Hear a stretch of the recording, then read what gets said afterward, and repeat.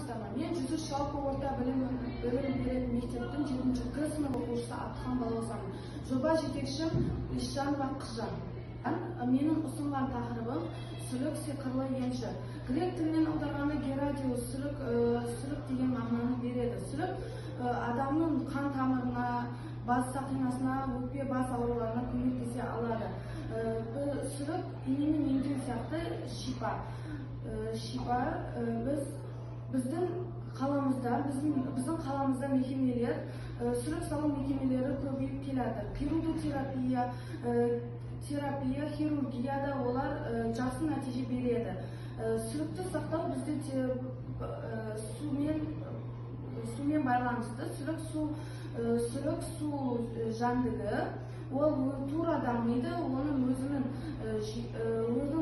жеке қорегі болады, судың жәндіктері, кішкене ғана жәндіктері. Оның артқы және алдыңғы сорғыштары болады. Алдыңғы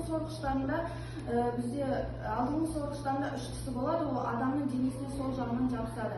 Және көбінесе адамның қарын жағынан бастайды. Сүлікті өзін еркін жіберіп, қорықпай жату керек. Егер қимылдаса, онда ол қимылдамауыз керек. Оны 3 минут және 30 минут аралығында еркін өзі түседі. Одан қорықпай дұрыс жату керек.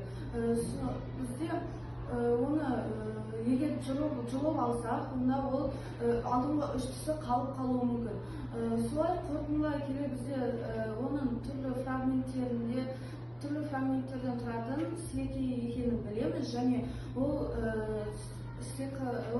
адамның бүкіл жүйелеріне көмектесе алады. Назарларыңызға рахмет.